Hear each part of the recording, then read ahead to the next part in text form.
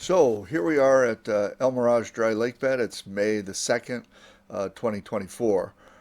We have the new flat plate Elevons that are tacked onto the trailing edge of the regular Elevons. Regular Elevons are locked in place. Um, well, I'm going to show you two videos here. One is at, let's see, yeah, one of them will be at quarter speed. The first one's at quarter speed. We're going to watch the tufts just on the inboard wing and the Elevon position.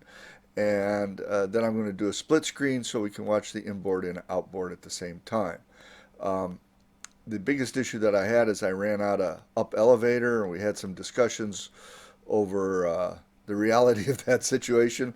And going back and looking at the video, we can see that I definitely did run out of up elevator, and I had to get off a tow. But overall, the flight was good. You know, smooth takeoff, a little bit of bump on the landing. Other than that, uh, all is well. We took it home in one piece, which is great. Okay, so let's roll it forward. Okay, you'll want to watch the position of the Elevon in terms of the root end and where the tip of it is pointing relative to, say the T-shaped handle that I have on the left-hand side of the pilot's cage. And you'll see its general position. Now what I did is during the initial roll, I started feeding in down elevator because the previous flights it had been a little too light on the nose wheel, not quite enough weight on it. So I'm putting in some down elevator here. You see it's already gone down a little to make sure that the nose stays on the ground until I'm really ready to take off. And right there we're seeing about 3/4 of the full down position on elevator, somewhere between half and 3/4. So I got quite a bit of down in there. And we're picking up speed here. We're going to go right up to 30 miles an hour. And you'll see me attempt a takeoff, or I'm attempting to lift the nose, but it's a little premature, not going fast enough. You'll see the Elevon come back up, starting to come up, and we see it start to lift, and then I put the Elevon back down. Said not quite enough speed, so I'm holding it on the ground a little bit longer, and then I'll come up on the Elevon just to twitch up, and we're off. And then we're flying, and here I have full down elevator in here, and I'm still climbing, and that's what caused me to worry, and I pulled the release. So right after I lifted off, I started feeding in down elevator, and then I fit in full down elevator, and here we are back in free flight. The elevator's back in neutral, gliding along, and then I go into a mushing stall and kind of fall out of the sky. Really high sync rate here.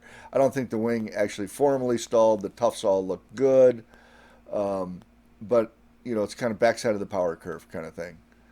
Certainly not best glide, too slow, and mushed out of the sky. But still an okay flight. Wings were level the whole time, and I had reasonably good control of the aircraft. Now, I think basically I didn't have enough down elevator control. We measured it later at about 18 degrees, and we're probably going to have to bump that up to its maximum of about 24 degrees. And I have differential belt cranks on there right now, which I think I want to get rid of. But overall, during that run, we could see that all the tufts were well aligned, flow is attached. There are a couple of tufts that were stuck on tape, and they just kind of stay in their bent position there. But other than that, there's a test of the braking system, which worked really good, as long as you got gloves on. And we come to a stop. Now we're going to look at split screen. We're going to see, this is going to run real time, so it's going to go fast. And we're going to look at same view inboard, and then we can also see the wingtip itself. No control surfaces out by the wingtip. And we'll see that the flow stays nicely attached to the wingtip as well as inboard. So throughout this flight, and even with all the control deflections, the flow is always nicely attached. So very successful flight overall.